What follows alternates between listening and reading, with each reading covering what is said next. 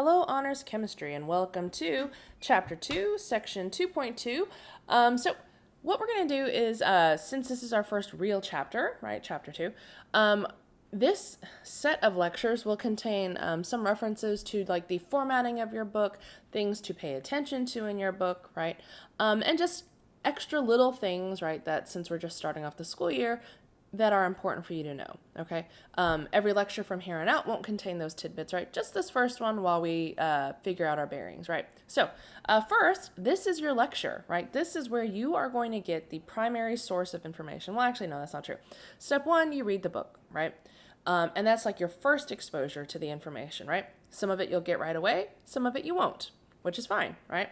And then step two, you'll watch the lecture, right? That's exposure number 2. More of it will sink in. We will cement the things you already knew, right? We should start to clarify the things that were still fuzzy, right? And I will typically work through these skill builders, right? The practice problems, right? Especially if I think they're a little bit challenging, right? I will work through them in the lecture videos, right? So this should help to start to clarify anything that's fuzzy. Then what's going to happen is you're going to bring all of that knowledge to class, right? And you'll be able to apply it to some practice problems or some questions or something, demonstrations, whatever else that we're going to do, okay? Now, what's also important, since this is your lecture, right? If something's fuzzy and you need to pause it, right? And make sure you take very good notes, right? There is no reason for your notes to be lackluster when you're listening to a lecture on your own time at home, and there's a literal pause button, all right?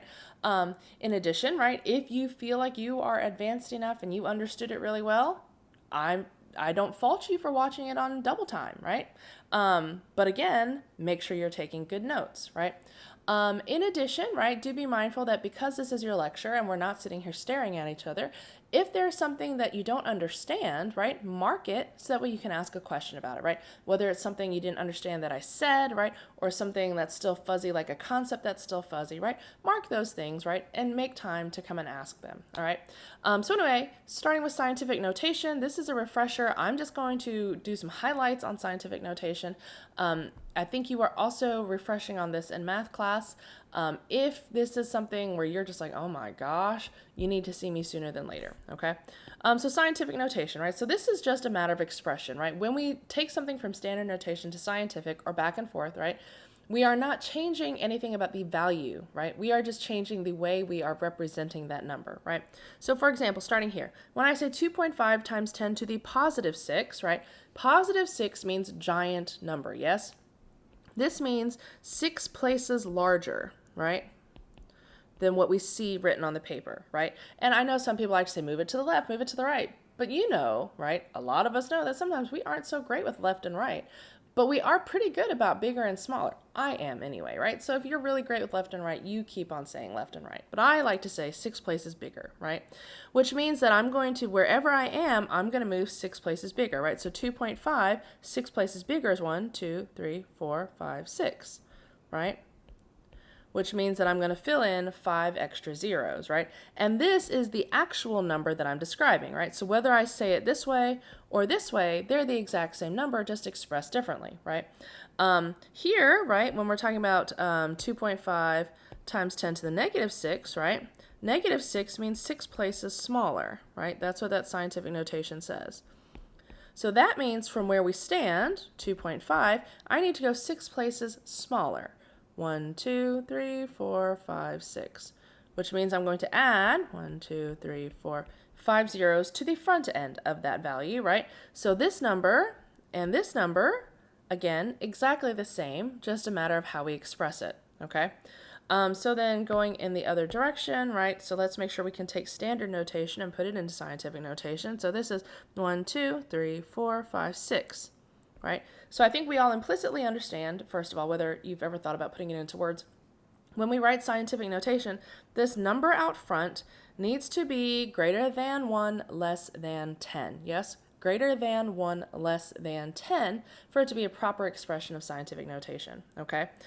So if we look here again, so this was 1, 2, 3, 4, 5, 6 places to get us to 1.23. Now, 10 to the 6th, right?